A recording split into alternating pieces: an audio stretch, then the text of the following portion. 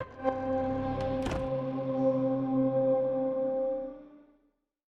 hello. Welcome to 25 Years of Shackbattles.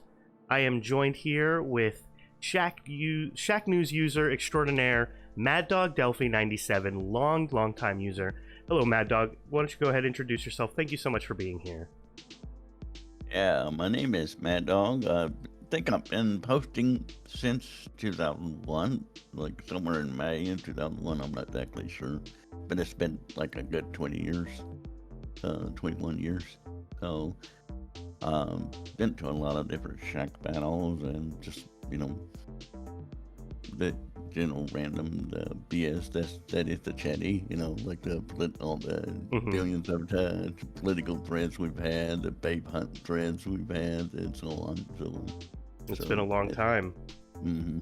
Yeah, I've been playing games with you for a long time, Mad Dog. I remember playing Counter-Strike and Team Fortress and all of those Source Engine games with you a long time ago. And all through the years, it's been quite a history of Shack battles with us. Real quick, what does Shack battle mean to you?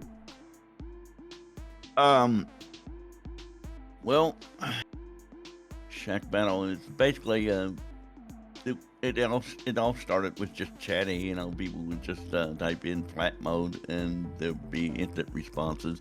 People used an anonymous account, and then after a while they didn't allow anonymous because there was no way to actually ban people that were anonymous.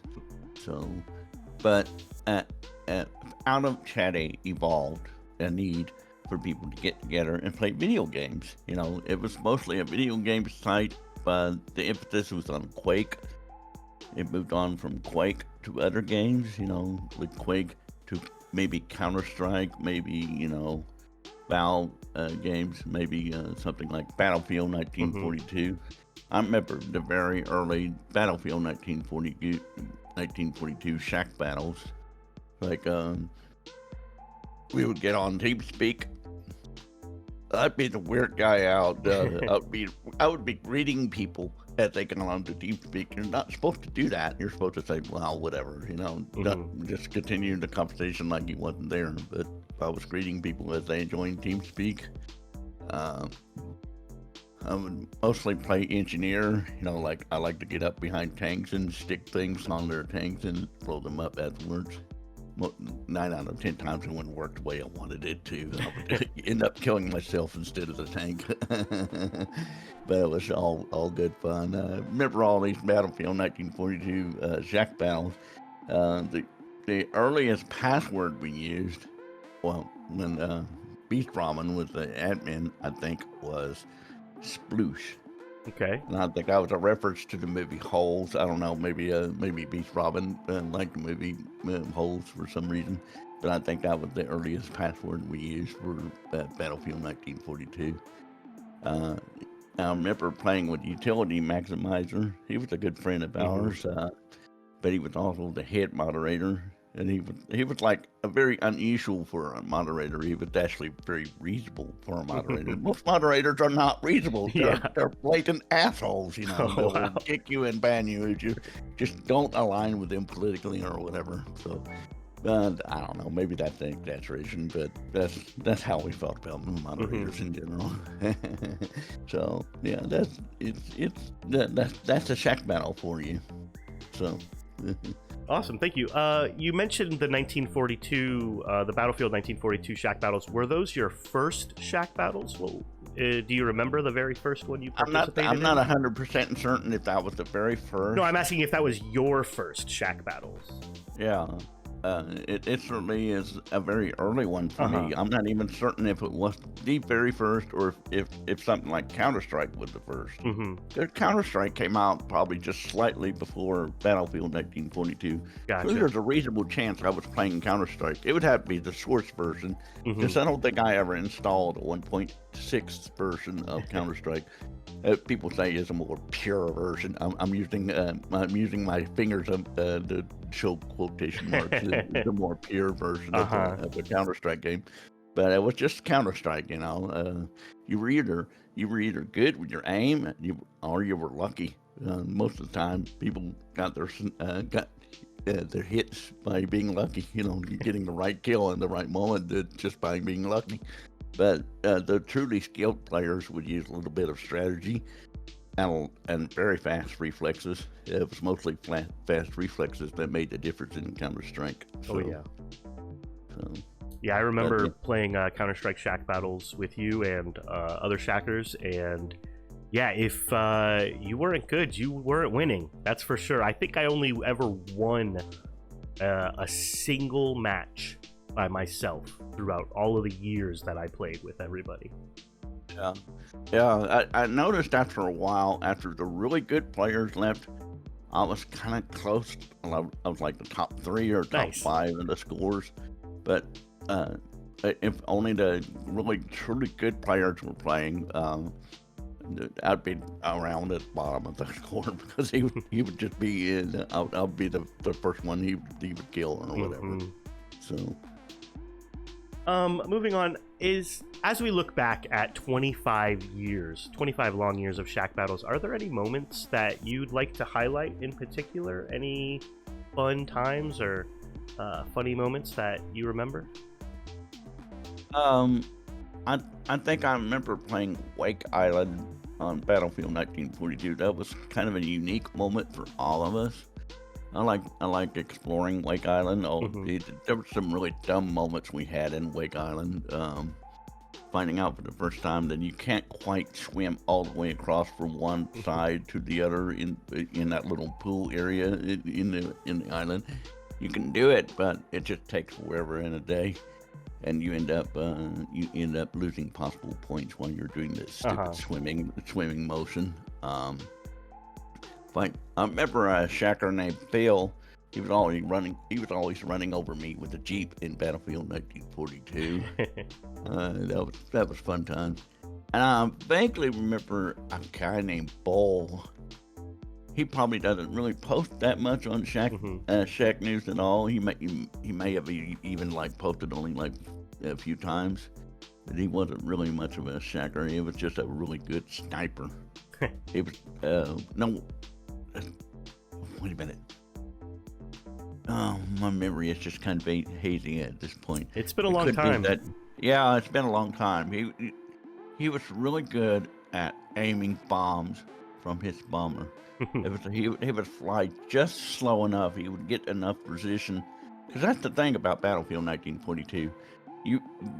You had airborne vehicles, but the equivalent of the airplanes that can drop bombs out of them. But the main emphasis is that they were a lot slower than their newer counterparts in 1980s and 1990s.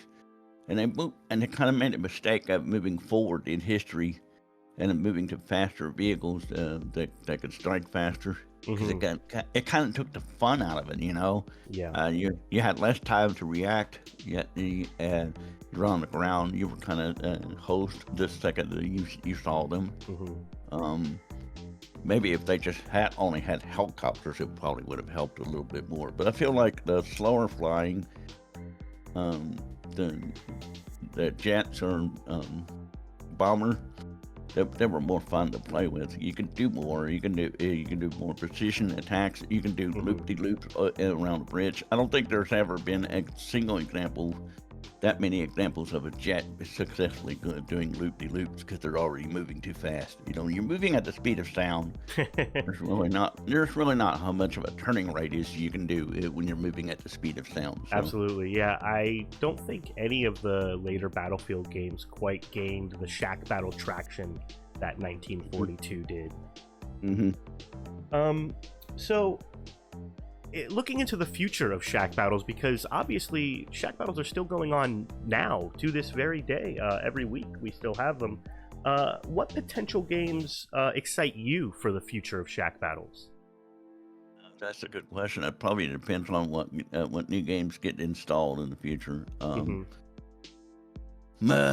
got a PC that dates back to 2016. If I suddenly lose the video card on this, I'd probably be host, because there's a huge shortage of video cards. Yeah.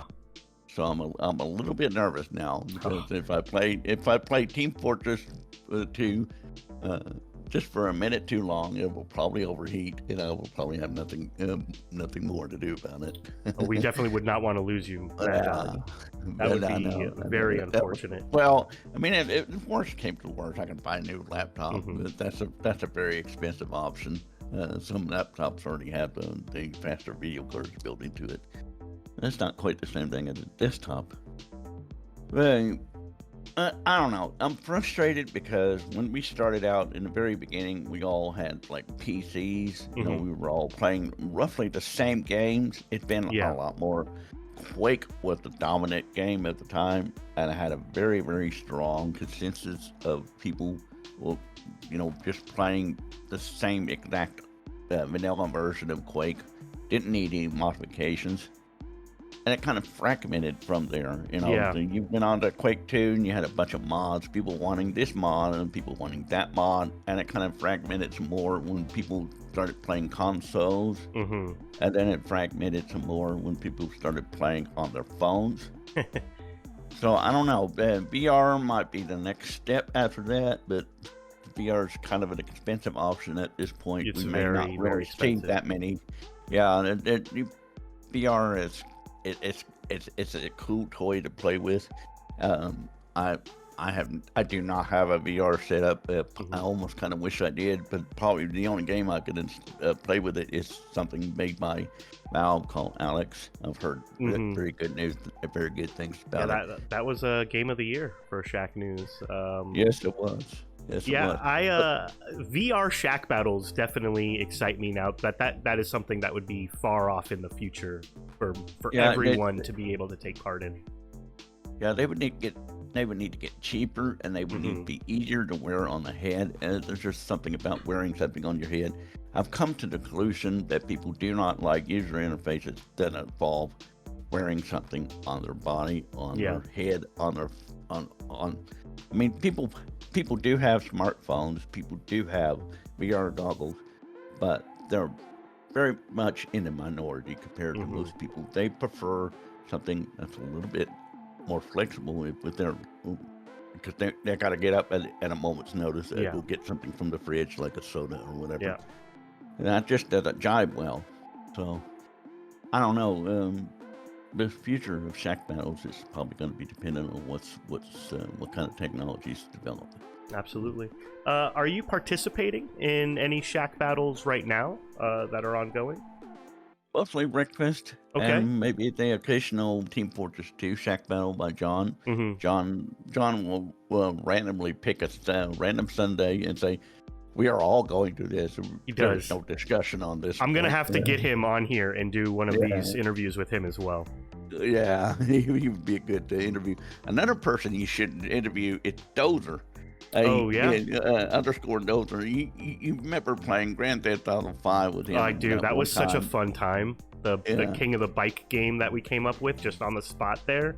Yeah, we that came up in a post just earlier today, and yeah, that shout out was really cool. That made me think of that time, and yeah, that was just it was just really spontaneous. You know, it just came out of nowhere, and we just had a blast with it, and nothing has really captured that magic in Grand Theft Auto for me since.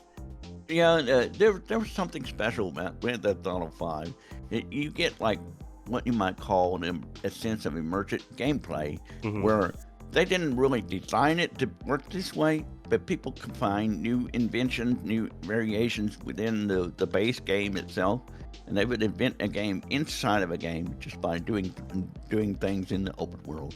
So You know, that's one of the yeah, best parts about Shack battles is people just kind of inventing their own ways to have fun, and everyone just kind of jumping on board. yeah. A really good example, another good example I remember is Minecraft. When Hmm. Minecraft was brand new, oh man, we had like 60 people at one time Wow. playing on the same server. Maybe not all simultaneously because you'd run into networking issues. Minecraft was good up until like 20 people. And when you get more than 20 people on a server, it just kind of falls Oh apart. yeah, I'm sure the sync issues get crazy. Yeah, but 60 people at one point was registered, and 20 at a time could probably join without too much of an issue, and then start to stagger a little bit, lag out a little bit after that. I don't know if more recent versions of Minecraft actually help with scaling issues.